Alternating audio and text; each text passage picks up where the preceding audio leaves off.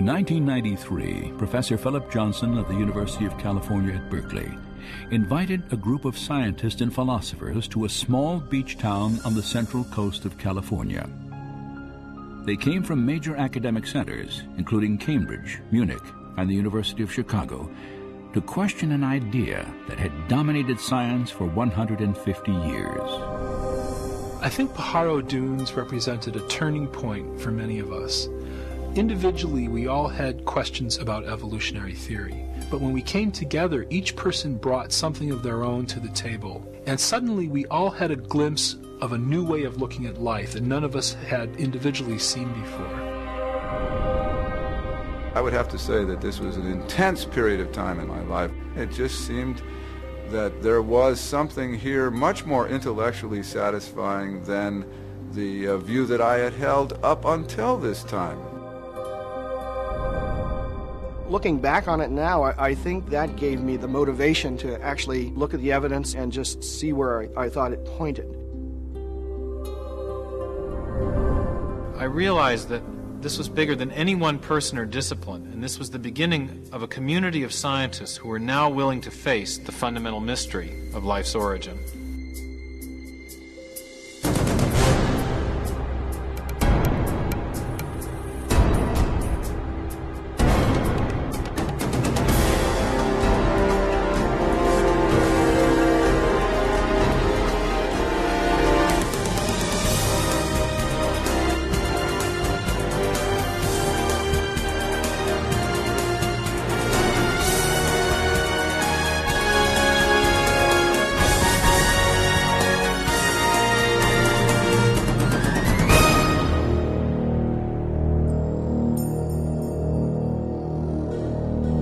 I sometimes wonder why anybody talks about anything else, because this is the most interesting topic there is. Where did we come from? How did we get here? What brought us into existence? What is our relationship to reality as a whole? You look at the incredible diversity and complexity of life, and inevitably the question arises, what brought all this into existence? Was it simply chance and necessity, undirected natural forces? Or is there something else going on? Is there a purpose, a plan, a design due to an intelligent cause? I think that is the fundamental question.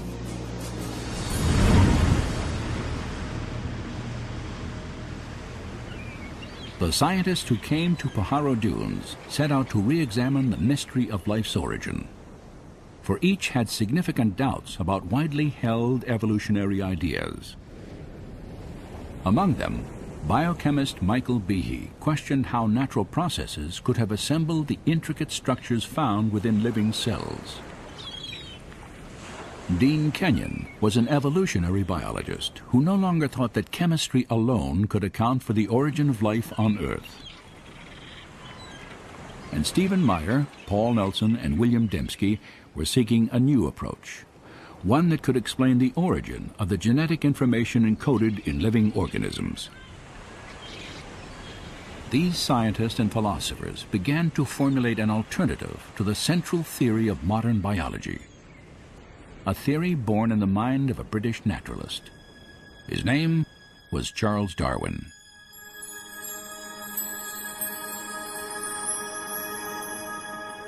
In 1831, Darwin, then 22 years old, set sail on a 5-year survey expedition for the British Empire.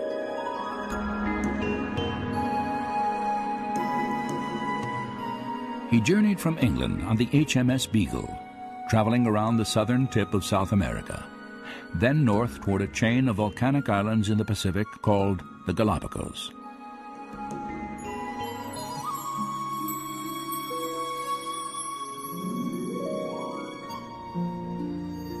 On this desolate archipelago, 600 miles off the western coast of Ecuador, Charles Darwin encountered an extraordinary array of birds, reptiles, and mammals, the likes of which he had never seen before. For more than a month, Darwin studied plant and animal life, took extensive notes, and collected specimens. Then he left, never to return.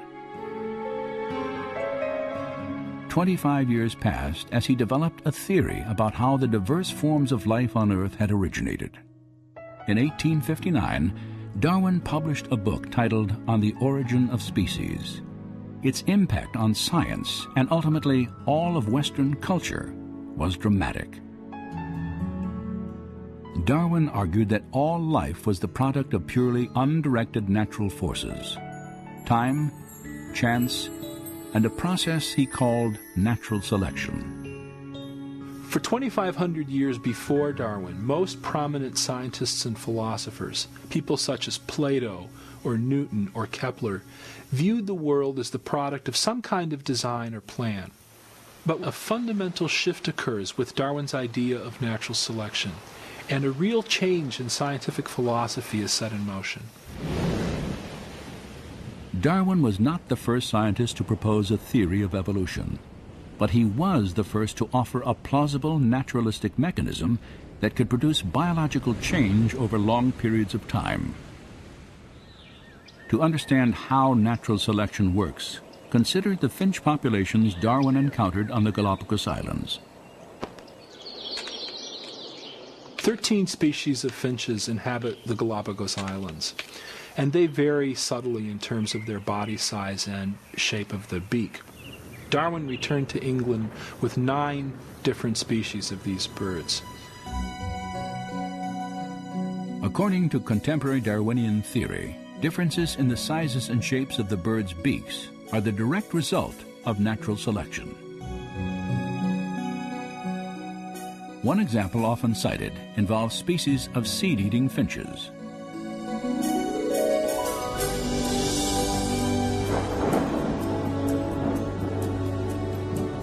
Following seasons of heavy rain, small, soft seeds are plentiful throughout the islands. Birds with short beaks can easily gather food. However, during periods of drought, the only seeds available are encased in hard, tough shells that remain on the ground from the previous year. In these circumstances, only birds with longer, sharper beaks can crack the shells and eat the seeds. Those birds with the longer beaks survive because they can reach the food source, whereas other birds cannot. That long beak, then, confers what biologists now call a functional advantage. The finches with smaller beaks, unfortunately, die out from starvation because they cannot reach that food source. If the drought conditions continue, the environment causes a change in the features of the finch population as a whole. Over time, the long beaks are passed on to succeeding generations because those beaks enable the birds to survive. Natural selection was a powerful idea. Physical variations that proved advantageous would be inherited by succeeding generations. Through this process, populations would be altered, and over time, fundamentally different organisms would arise without any form of intelligent guidance. Darwin wanted to explain everything in the history of life in terms of undesigned, unintelligent natural processes. And when he looked for an explanation, what he found was that a process he could observe in domestic populations also operates in the wild. Now, Darwin himself was very familiar with domestic breeding. He himself studied pigeon breeding. And he knew that for centuries, human breeders had been able to make dramatic changes in populations by selecting only certain individuals to breed. Darwin merely suggested that this same process operates in the wild. For Charles Darwin, natural selection explained the appearance of design without a designer. There was no longer any need to invoke an intelligent cause for the complexity of life. In effect, natural selection became a kind of designer substitute. Today, Darwinism is generally assumed throughout science and the academic world. Yet, despite its wide acceptance, a growing number of scientists and scholars, including those who met at Pajaro Dunes, now challenge key aspects of Darwinian theory. When we came together at Pajaro Dunes, we certainly didn't agree on everything, but we did share a real dissatisfaction with the mechanism of natural selection and the role that it was playing in biological explanation.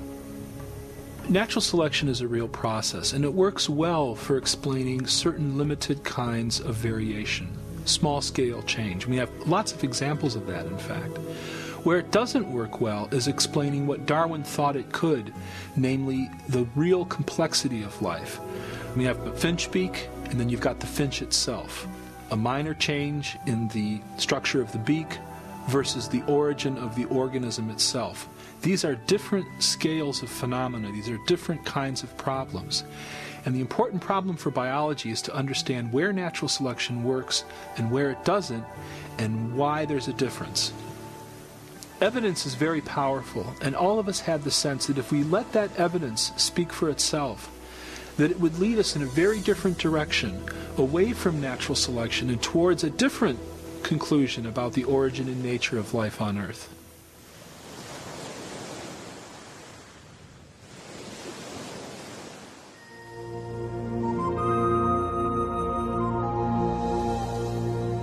Natural selection acts only by taking advantage of slight successive variations.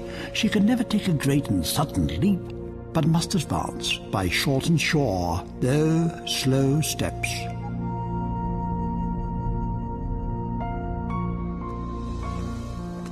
It's really interesting to notice that the more we know about life and the more we know about biology, the more problems Darwinism has and the more design becomes apparent.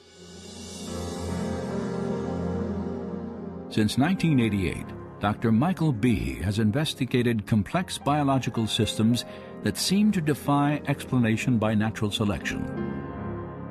For the longest time, I believed that Darwinian evolution explained what we saw in biology, not because I saw how it could actually explain it, but because I was told that it did explain it. In schools, I was taught Darwinian biology. And through college and graduate school, I was in an atmosphere which just assumed that Darwinian evolution explained biology. And again, I didn't have any reason to doubt it. It wasn't until about 10 years or more ago that I read a book called Evolution, a Theory in Crisis by a geneticist by the name of Michael Denton, an Australian. And he put forward a lot of scientific arguments against Darwinian theory that I had never heard before. And the arguments seemed pretty convincing.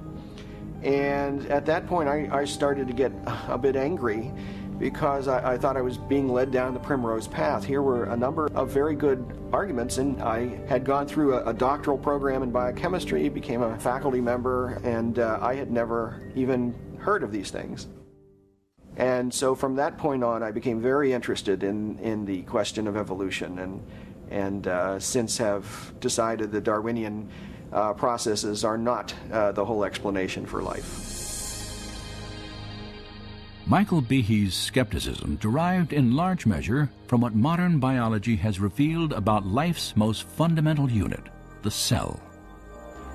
In the 19th century, when Darwin was alive, scientists thought that the basis of life, the cell, was some simple glob of protoplasm, like a little piece of jello or something that was not hard to explain at all. This perception didn't really change too much until the early 1950s. But in the last half century, our knowledge of the cell has just exploded.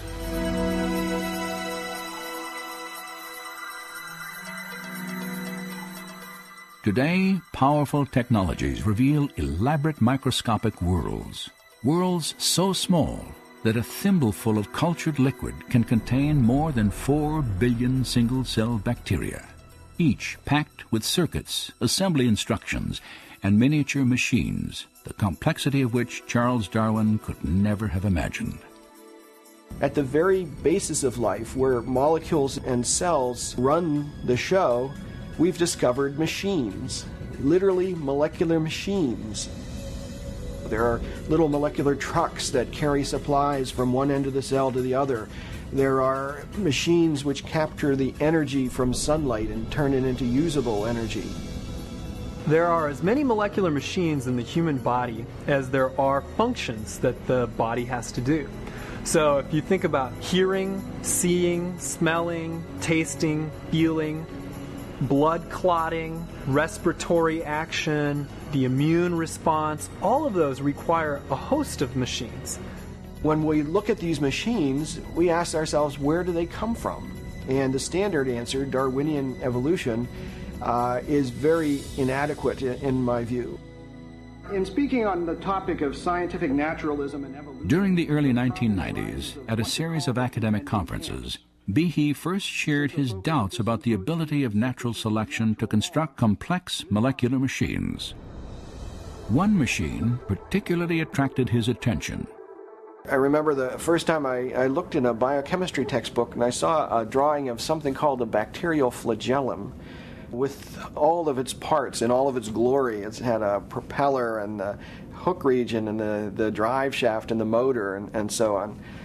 I looked at that and I said, that's an outboard motor. That's designed, that's no chance assemblage of parts. Behe's reaction was not surprising, for the molecular motors that drive bacteria through liquid each depend upon a system of intricately arranged mechanical parts. These parts come into focus when portions of a cell are magnified 50,000 times. Biochemists have used electron micrographs like this one to identify the parts and three-dimensional structure of the flagellar motor.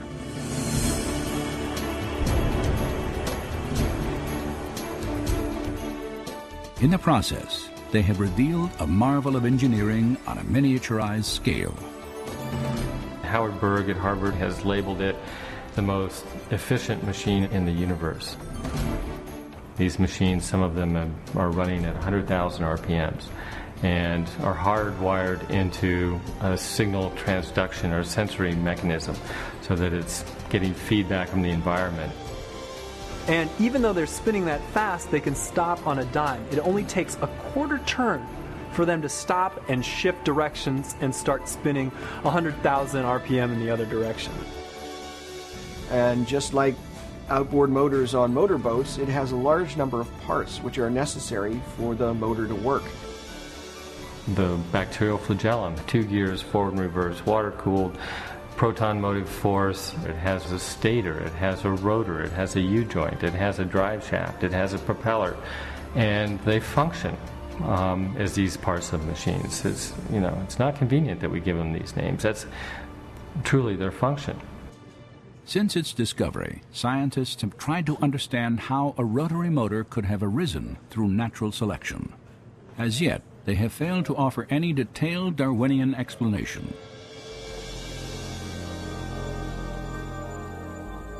To see why, we must understand a feature of molecular machines known as irreducible complexity. Irreducible complexity was coined by Mike Behe in describing these molecular machines. Basically what it says is that you have multi-component parts to any given organelle or system in a cell, all of which are necessary for function. That is, if you remove one part, you lose function of that system. The idea of irreducible complexity can be illustrated by a familiar, non-biological machine, a mousetrap. The trap is composed of 5 basic pieces: a catch to hold the bait, a strong spring, a thin bent rod called the hammer, a holding bar to secure the hammer in place, and a platform upon which the entire system is mounted. If any one of these parts is missing or defective, the mechanism will not work. All components of this irreducibly complex system must be present simultaneously for the machine to perform its function, catching mice.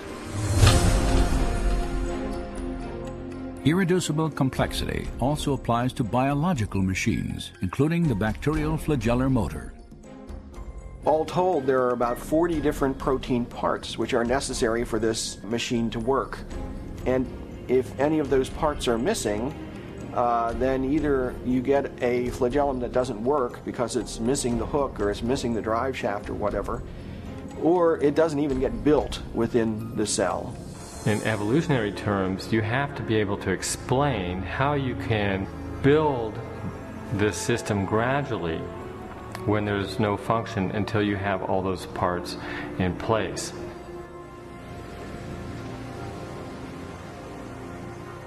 The irreducible complexity of molecular machines poses a severe challenge to the power of natural selection. According to Darwin's theory, even very complex biological structures like an eye, an ear, or a heart can be built gradually over time in small incremental steps. Yet, as Darwin made clear, natural selection can only succeed if these random genetic changes provide some advantage to the evolving organism in its struggle for survival. As I have attempted to show, it is not necessary to suppose that the modifications are all simultaneous if they were extremely slight and gradual.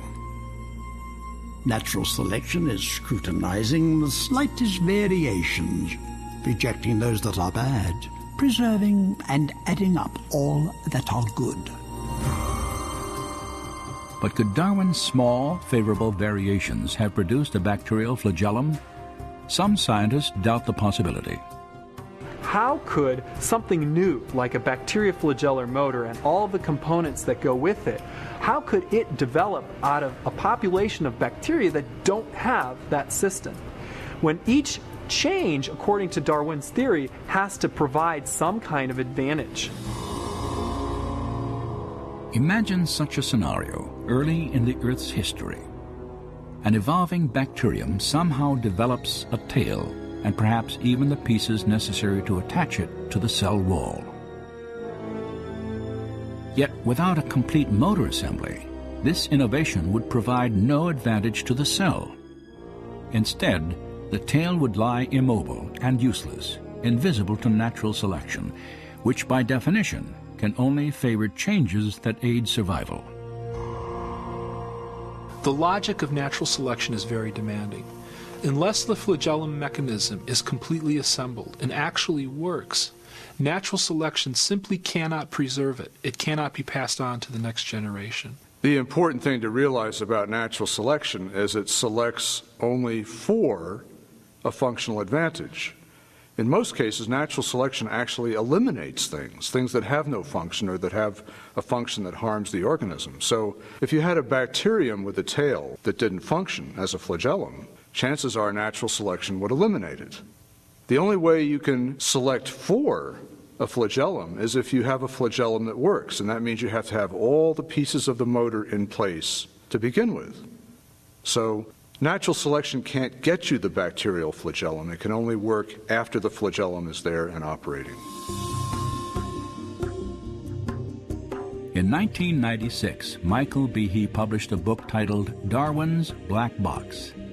In it, he argued that natural selection, Darwin's designer substitute, could not explain the origin of the bacterial flagellum or any other irreducibly complex biological system. Instead, Behe concluded that the integrated complexity of these systems pointed to intelligent design.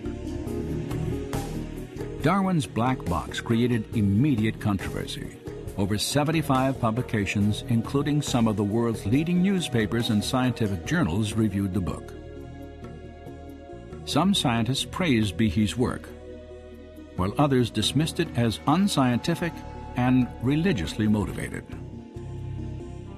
Behe's critics also insisted that he had underestimated the power of natural selection. They argued that the flagellar motor could have been constructed from parts used to build simpler molecular machines, like this needle-nose cellular pump. If the components of the pump already existed, they could have been preserved by natural selection even before the bacterial motor arose. This theory is called co-option. It's essentially saying that evolution or natural selection at some point was able to borrow components of one molecular machine and build a new machine with some of these components. Scott Minnick has studied the flagellar motor for nearly 20 years. His research has led him to challenge the co-option argument. With a bacterial flagellum, you're talking about a machine that's got 40 structural parts. Yes, we find 10 of them are involved in another molecular machine, but the other 30 are unique. So where are you going to borrow them from? Eventually, you're going to have to account for the function of every single part as originally having some other purpose. So you can only follow that argument so far until you run into the problem of you're borrowing parts from nothing. But even if you concede that you have all the parts necessary to build one of these machines, that's only part of the problem. Maybe even more complex, I think more complex, is the assembly instructions. That is never addressed by opponents of the irreducible complexity argument. Studies of the bacterial motor have indeed revealed an even deeper level of complexity, for its construction not only requires specific parts, but also a precise sequence of assembly. You've got to make things at the right time. You've got to make the right number of components. You've got to assemble them in a sequential manner. You've got to be able to tell if you've assembled it properly so that you don't waste energy building a structure that's not going to be functional. Building a molecular machine has been compared to the construction of a house, where workers follow a detailed blueprint and plan for assembly. The foundation of a house is poured before the walls are erected. Plumbing and electrical fixtures are installed prior to enclosing the walls of the structure. Windows must be hung before siding is applied, and shingles are attached only after plywood sheets are nailed to the rafters. So it is with the construction of a flagellar motor. You build this structure from the inside out. You are counting the number of components in a ring structure or the stator, and once that's assembled, there's feedback that says, okay, no more of that component now. A rod is added, a ring is added, another rod is added, a U-joint's added. Once the U-joint's at a certain size and a certain degree of bend, about a quarter turn, that's shut off, and then you start adding components for the propeller. These are all made in a precise sequence, just like you would build a building. To build a motor correctly requires a complex system of machines that coordinate the timing of the assembly instructions. But how could natural selection construct such a system? The co-option argument doesn't explain this. You see, in order to construct that flagellar mechanism, or tens of thousands of other such mechanisms in the cell, you require other machines to regulate the assembly of these structures. And those machines themselves require machines for their assembly. If even one of these pieces is missing or put in the wrong place, your motor isn't going to work. So this apparatus to assemble the flagellar motor is itself irreducibly complex. In fact, what we have here is irreducible complexity all the way down. We know a lot about the bacterial flagellum. We still have a lot to learn, but we know a lot about it. And there's no explanation for how this complex molecular machine was ever produced by a Darwinian mechanism. 150 years ago, scientists did not know about irreducibly complex molecular machines. Yet Charles Darwin anticipated the difficulty that systems such as these could pose to his theory. If it could be demonstrated that any complex organ existed which could not possibly have been formed by numerous successive slight modifications, my theory would absolutely break down.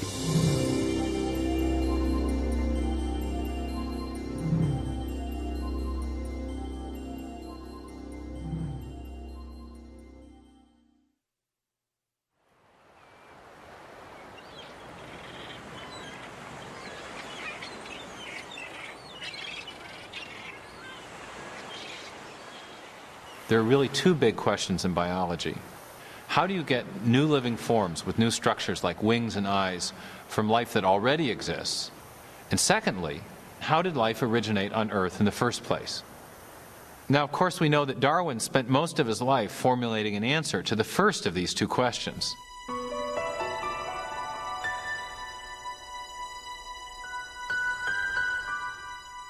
Charles Darwin compared the history of life on Earth to a great branching tree.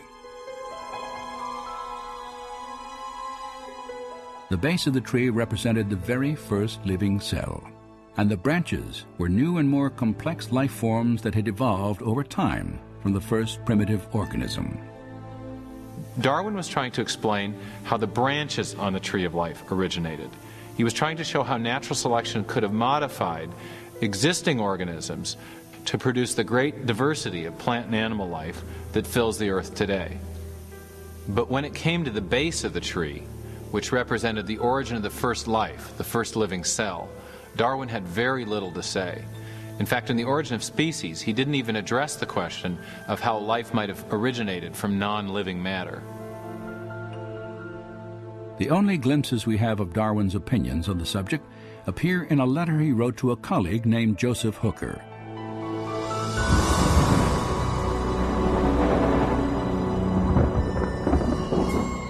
Regarding the first production of a living organism, if, and oh what a big if, we could conceive in some warm little pond with all sorts of ammonia and phosphoric salts, light, heat and electricity present, that a protein compound was chemically formed, ready to undergo still more complex changes, at the present such matter would be instantly devoured. But this may not have been the case before living creatures were formed. During the final years of his life, Darwin did little to develop his idea that a primitive cell might have emerged from simple chemicals in the primordial waters of the early Earth. But later in the 1920s and 30s, a Russian scientist named Alexander Oparin formulated a detailed theory about how this could have happened. It was called chemical evolution.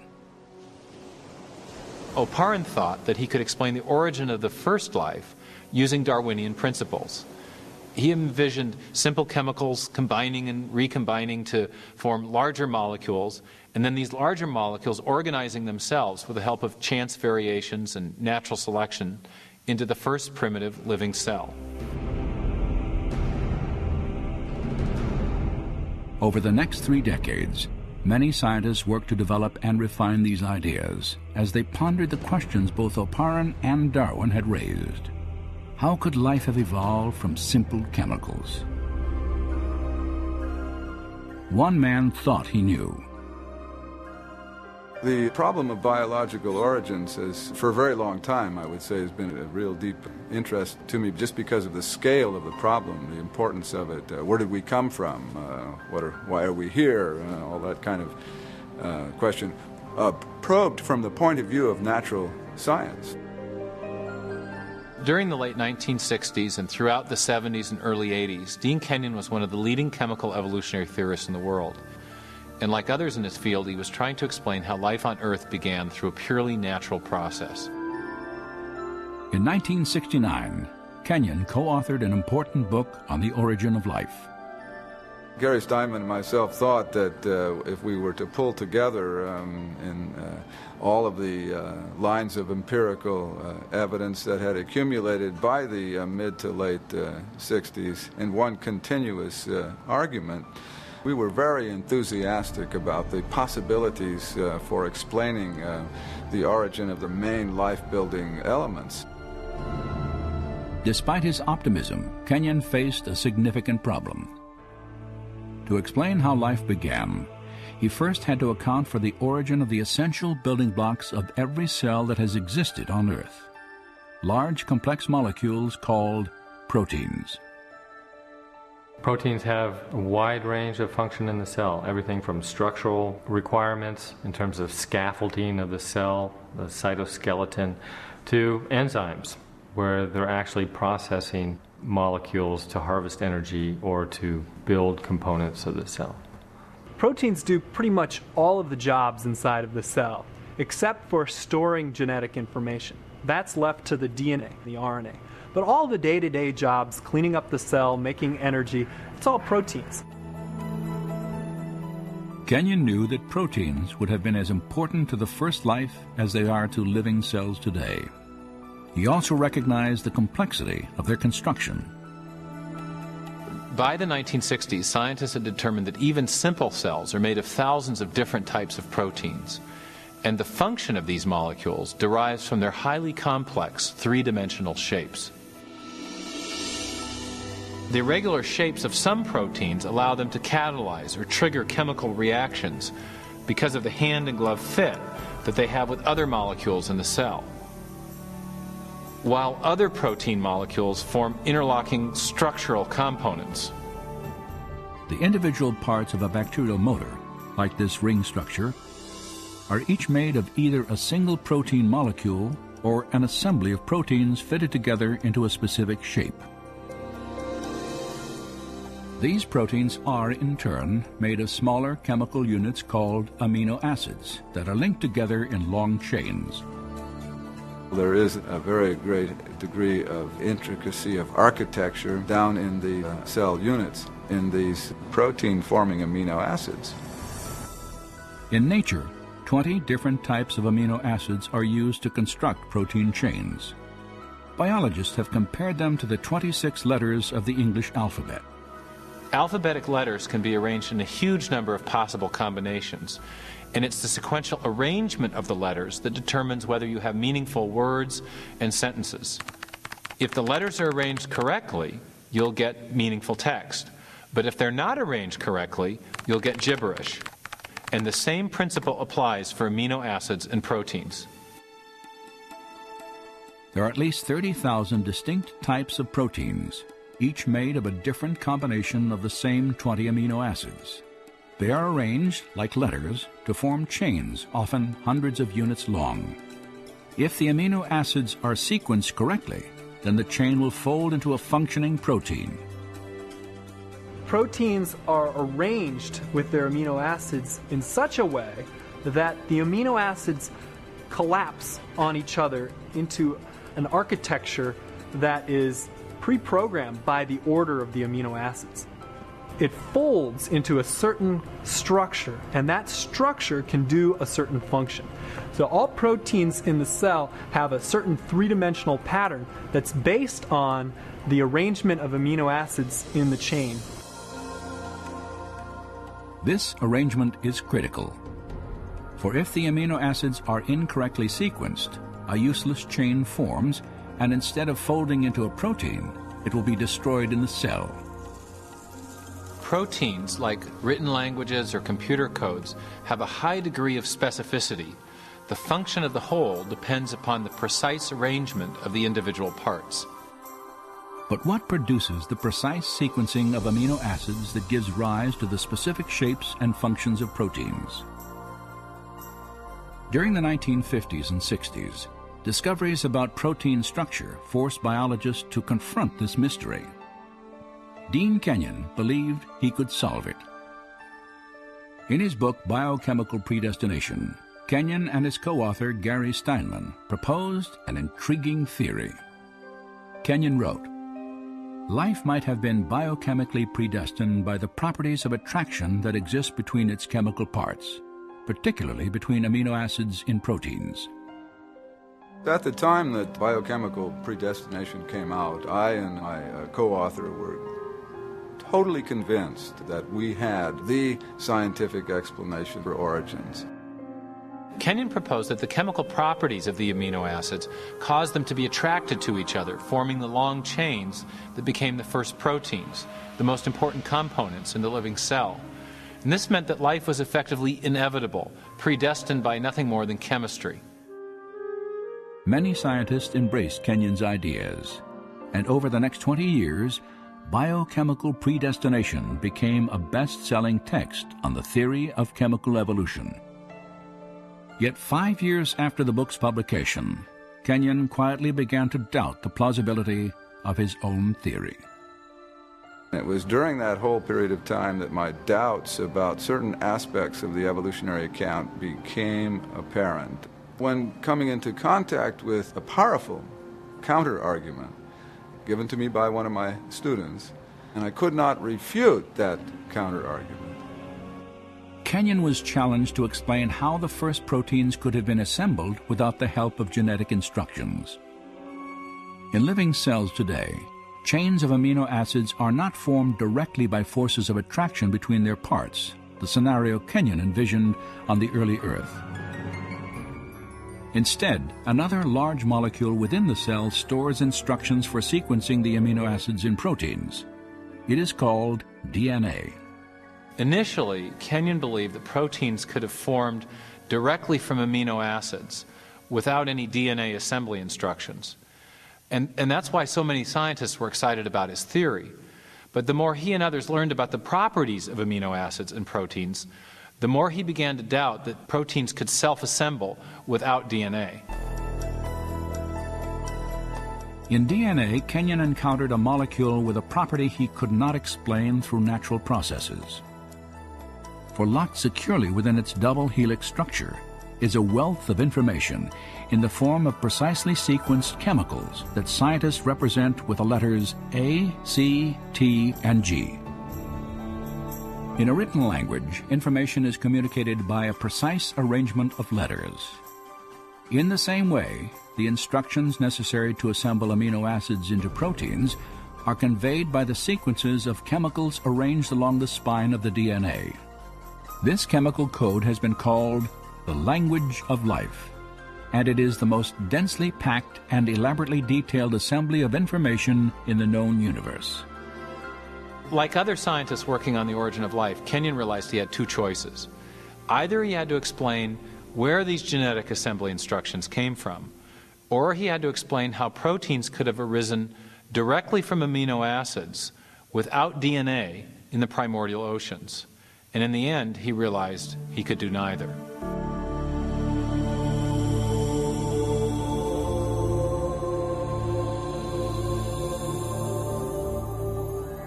It's an enormous problem how you could get together in one tiny submicroscopic volume of the primitive ocean all of the hundreds of different molecular components you would need in order for a self-replicating cycle to be established. And so my doubts about whether amino acids could order themselves into meaningful biological sequences on their own without pre-existing genetic material being present just reached, I guess for me, the intellectual breaking point sometime near the end of the decade of the 70s. As Kenyon reevaluated his theory, new biochemical discoveries further weakened his conviction that amino acids could have organized themselves into proteins. The more I conducted my own studies, including a period of time at NASA Ames Research Center, the more it became apparent that there were multiple difficulties with the chemical evolution account. And further experimental work showed that amino acids do not have the ability to order themselves into any biologically meaningful sequences. Faced with mounting difficulties in his own theory and a growing body of scientific data about the importance of DNA, Kenyon was forced to confront the absolute necessity of genetic information. The more I thought about the alternative that was being presented in the criticism and the enormous problem that all of us who worked on this field had neglected to address, the problem of the origin of genetic information itself, then I really had to reassess my whole position regarding origins. For Dean Kenyon, a new question became the focus of his search for life's origin. What was the source of the biological information in DNA? If one could get at the origin of the messages, the encoded messages within the living machinery, then you would really be on to something far more intellectually satisfying than this chemical evolution theory. Yet Kenyon realized that he faced a narrowing set of options.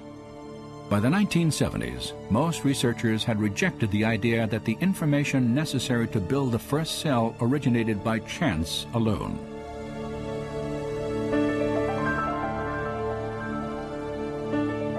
To understand why, consider the difficulty of generating just 2 lines of Shakespeare's play Hamlet by dropping Scrabble letters onto a tabletop. Then considered that the specific genetic instructions required to build the proteins in even the simplest one-celled organism would fill hundreds of pages of printed text. Of course, serious origin of life biologists did not believe that life had arisen by chance alone. Instead, they envisioned natural selection acting on random variations among chemicals to produce the first life. But there was a problem with this proposal. By definition, natural selection could not have functioned before the existence of the first living cell, for it can only act upon organisms capable of replicating themselves, cells equipped with DNA that pass on their genetic changes to future generations. Without DNA, there is no self-replication. But without self-replication, there is no natural selection. So you can't use natural selection to explain the origin of DNA without assuming the existence of the very thing you're trying to explain. Chance, natural selection, and his own theory of self-organization had all failed to explain the origin of genetic information. Now Kenyon saw only one alternative. We have not the slightest chance of a chemical evolutionary origin for even the simplest of cells. So the concept of the intelligent design of life was immensely attractive to me and made a great deal of sense, as it very closely matched the multiple discoveries in molecular biology. In the years since Kenyon's rejection of chemical evolution, science has revealed the details of an entire system of information processing that bears the hallmarks of intelligent design.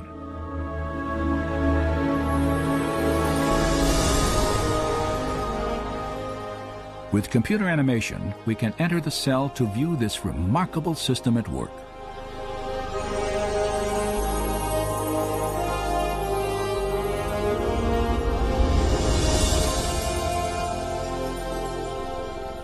After entering the heart of the cell, we see the tightly wound strands of DNA, storehouses for the instructions necessary to build every protein in an organism.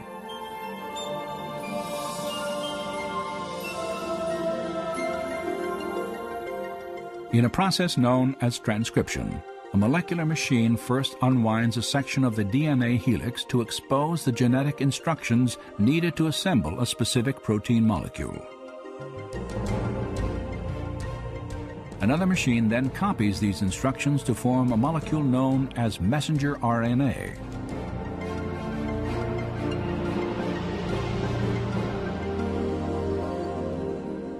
When transcription is complete, the slender RNA strand carries the genetic information through the nuclear pore complex, the gatekeeper for traffic in and out of the cell nucleus.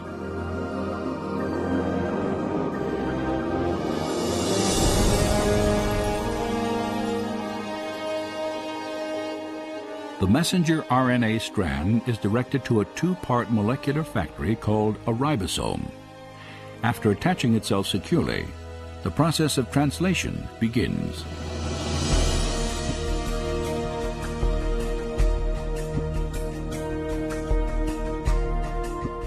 Inside the ribosome, a molecular assembly line builds a specifically sequenced chain of amino acids. These amino acids are transported from other parts of the cell and then linked into chains often hundreds of units long. Their sequential arrangement determines the type of protein manufactured.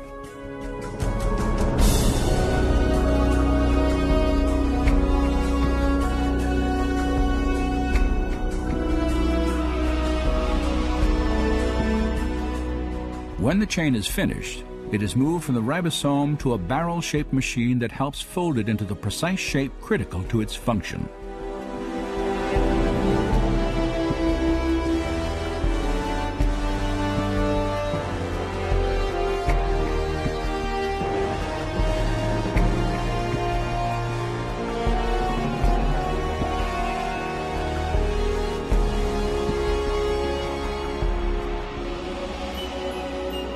After the chain is folded into a protein, it is then released and shepherded by another molecular machine to the exact location where it is needed. This is absolutely mind-boggling to perceive at this scale of size such a finely tuned apparatus, a device that bears the marks of intelligent design and manufacture. And we have the details of an immensely complex molecular realm of genetic information processing. And it's exactly this new realm of molecular genetics where we see the most compelling evidence of design on the Earth.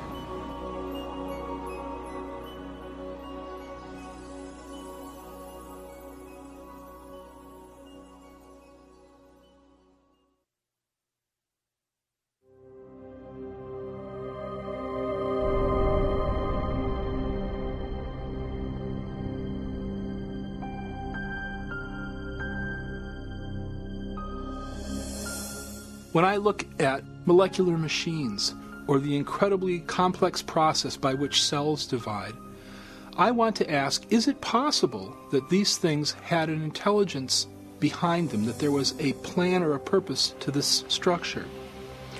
Science ought to be a search for the truth about the world. Now, we shouldn't prejudge what might be true. We shouldn't say, I don't like that explanation, so I'm going to put it to one side. Rather, when we come to a puzzle in nature, we ought to bring to that puzzle every possible cause that might explain it. One of the problems I have with evolutionary theory is it artificially rules out a kind of cause even before the evidence has a chance to speak. And the cause that's ruled out is intelligence. Since the late 19th century, since the time of Darwin, in fact, in part because of Darwin's writing in The Origin of Species, scientists came to accept a convention, a definition of science that excluded the possibility of design as a scientific explanation. And that convention has a name. It's called methodological naturalism. And it just means that if you're going to be scientific, you must limit yourself to explanations that invoke only natural causes. You can't invoke intelligence as a cause. And yet, curiously, we make inferences to intelligence all the time. It's part of our ordinary reasoning to recognize the effects of intelligence. Consider, for example, these hieroglyphic messages carved upon the ruins of Egyptian monuments. No one would attribute the shapes and arrangements of these symbols to natural causes like sandstorms or erosion. Instead, we recognize them as the work of ancient scribes, intelligent human agents. Similar reasoning leads us to conclude that the mysterious stone figures on the shores of Easter Island were not formed by the actions of wind and water over great periods of time. Nor do we presume that plants could grow into these familiar shapes without some manner of intelligent guidance. Of course, we make these inferences all the time, and we know they're correct. But the question is, on what basis do we make these inferences? What are the features that enable us to recognize intelligence? Recently, in a book titled The Design Inference, mathematician William Dembski has made an important breakthrough in understanding design reasoning. Dembski has identified the specific features of artifacts that cause us to recognize prior intelligent activity. I came to this by trying to look at how do we reason about design? What are the logical moves that we have to go through in order to come to a conclusion of design? So what I'm trying to do is to establish reliable, empirical, scientifically rigorous criteria for deciding whether something is in fact designed. So I was looking at the logic of it. And what I found was you need improbability and you need specification, the right sort of pattern, these objective patterns. According to Dembski, human beings correctly detect the activity of intelligence whenever they observe a highly improbable object or event that also matches a recognizable pattern. Just such a pattern is found in the Black Hills of South Dakota. If you travel through the West, you'll see lots of different shapes on mountainsides, most of which mean nothing at all. They're just rocks strewn in various patterns. But what you don't see are the faces of Lincoln, Jefferson, Teddy Roosevelt, and George Washington on mountainsides. The only place you see that is in South Dakota. And the reason it's there is because a sculptor, an eccentric sculptor, decided that he wanted to honor these presidents by spending the larger part of his life chiseling their faces in the side of that mountain. That pattern is improbable. A random hillside is also improbable, but a random hillside doesn't specify anything. We do know, though, that there were 4 guys who were presidents of the United States who had particular patterns with their faces, and those patterns on the mountainside in South Dakota match faces elsewhere. If I look up and see the faces, I immediately recognize that they match the faces of the 4 presidents that are known from money or portraits at the National Gallery or paintings and books. And so I realized when I look at Mount Rushmore, we have not only a highly improbable configuration of rock, but one which matches an independently given pattern that reliably indicates intelligence. So we have a small probability, specification, its design.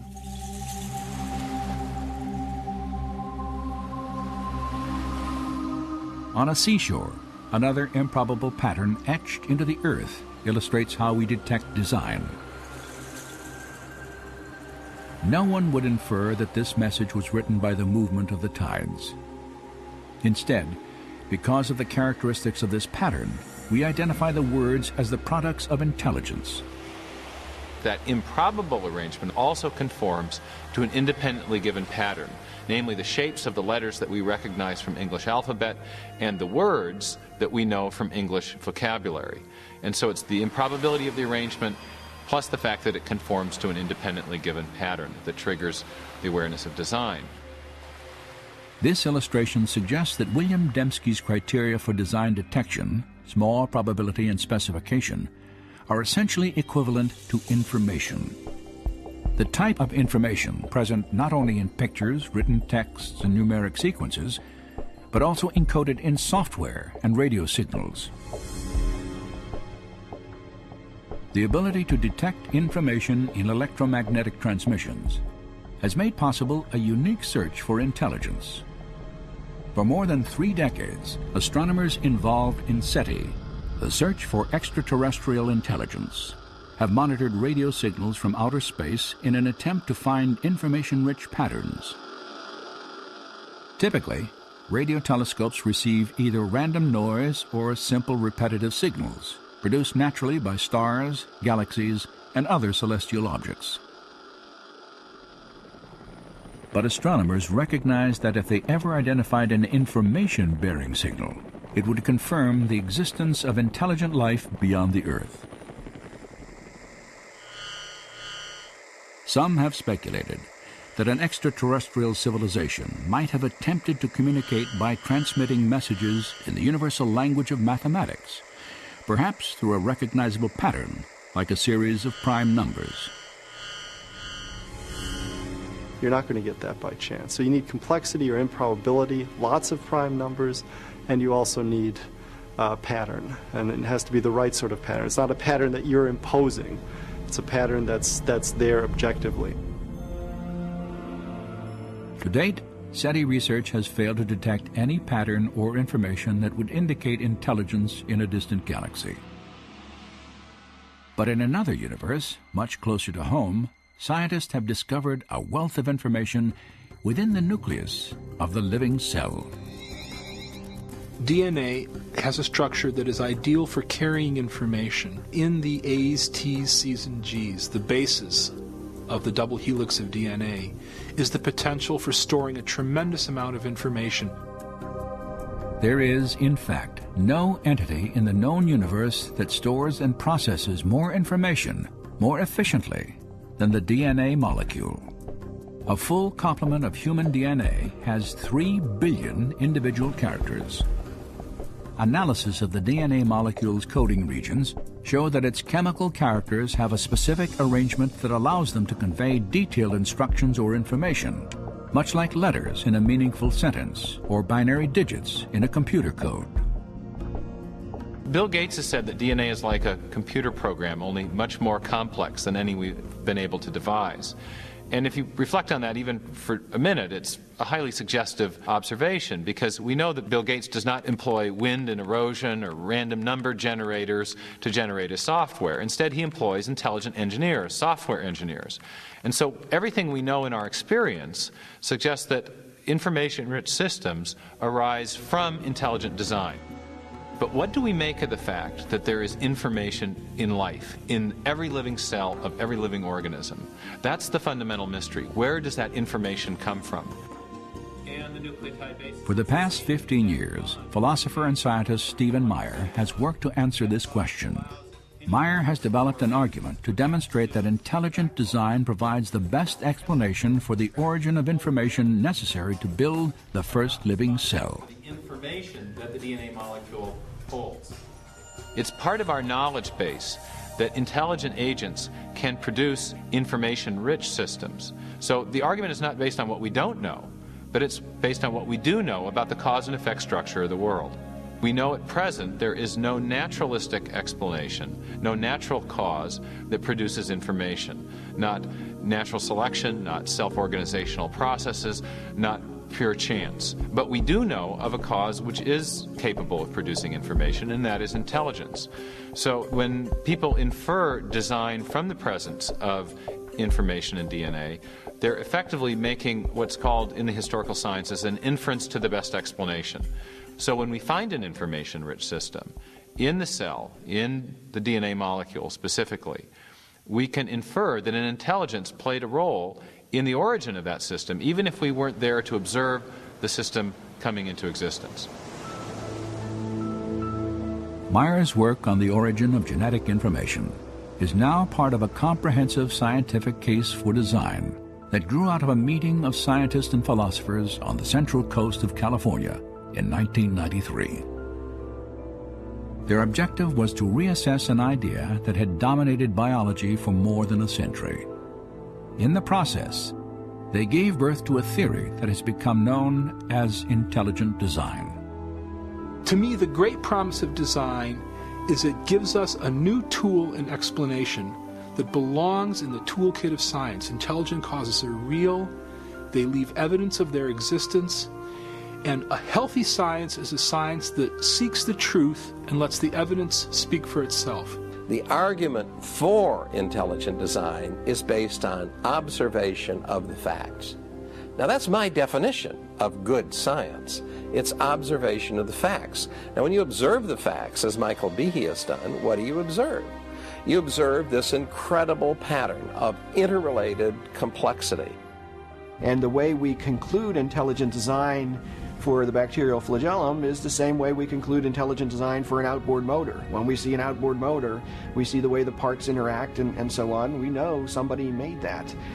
The reasoning is the same for biological machines. So the idea of intelligent design is a completely scientific one. Certainly it might have religious implications, but it does not depend on religious premises. When I look at the evidence objectively, without ruling out the possibility of design, design just leaps up as the most likely explanation. And that's why I believe that it's true. I think design is back on the table. We can't explain these systems by natural law. And if we're searching for truth, and they are in fact designed, if we have to be design engineers to understand them, then I say, what's the problem? You go where the data leads you. And the implications, yeah, they have profound metaphysical implications, but so be it. So it's a powerful idea that the universe is rational and comprehensible, underwritten by a supreme intelligence that meant for this world to be understood, is something that underwrites then the program of science, because then you can go out and look at the world and the world will make sense. If it's all just a chaotic assemblage, there's no reason to expect any rationality out there. But if it in fact is the product of a mind, then you can go out and science becomes this enormous, wonderful puzzle-solving project in which you can expect to find rationality and beauty and comprehensibility right at the foundation of things. 150 years ago, Charles Darwin transformed science with his theory of natural selection. Today, that theory faces a formidable challenge. Intelligent design has sparked both discovery and intense debate over the origin of life on Earth. And for a growing number of scientists, it represents a paradigm, an idea with the power to, once again, redefine the foundations of scientific thought. During the 19th century, scientists believed that there were two fundamental entities, matter and energy. But as we enter the 21st century, there's a third fundamental entity that science has had to recognize, and that is information. And so as we encounter the biology of the information age, the suspicion is growing that what we're seeing in the DNA molecule is actually an artifact of mind, an artifact of intelligence. something that can only be explained by intelligent design.